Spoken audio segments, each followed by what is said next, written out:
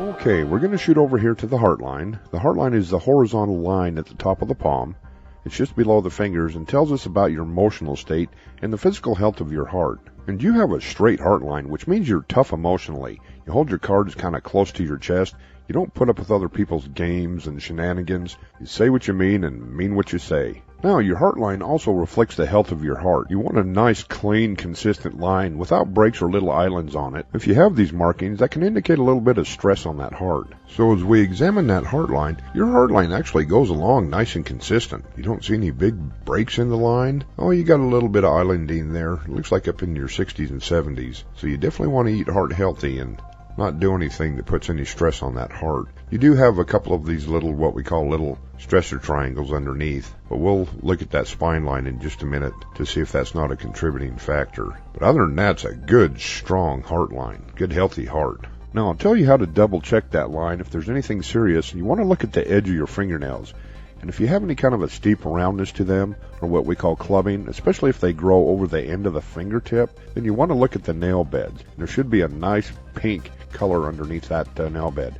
You don't want any kind of blue or bluish tinge. Because if you do have kind of a bluish tinge to that, it means you're not getting the blood flow or the oxygen to the extremities. It means that your heart's actually working a lot harder than it should be. And if you have any of these indicators, you probably want to get a hold of your doctor and have them take a look at your heart. All right, moving on to the sixth sense. The sixth sense is your intuition. It shows up as a nice little mound just under that index or that Jupiter finger on the right hand, and you want to see that nice little fat pad there. It's called the Mount of Jupiter. And you actually have a very strong Mount of Jupiter. It's a little bit deflated because you're a little bit dehydrated, but you can tell if you were fully hydrated that that'd be a nice puffy mound. And you can see that when you open your hand up, that's still a nice, robust mount. And what this means, and yours is actually very good, and what this means is you have a strong intuition, a strong sixth sense.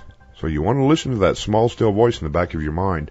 This is actually your guardian angels communicating with you through your subconscious mind. And they're actually there to guide you. So always go with that first gut feeling. It'll never steer you wrong. Let me tell you how to use or develop that intuition. Whenever you have a problem that seems difficult to solve, find a nice quiet room in the house, one without distractions, and sit down, turn off the lights, relax and quiet your mind. And when you're nice and calm, ask out loud for a solution to your problem. Then put it down and out of your mind and walk away for about probably 30 minutes and let your intuition and your subconscious work on that answer. And when you come back to it, you should have an answer. Listen to the small promptings, the still small voice in the back of your mind, and you should receive an answer fairly quickly. And this actually works really well at night. If you do this just before you go to sleep and let that subconscious mind kind of work on that overnight, you'll find that when you wake, you have a good answer to your problem.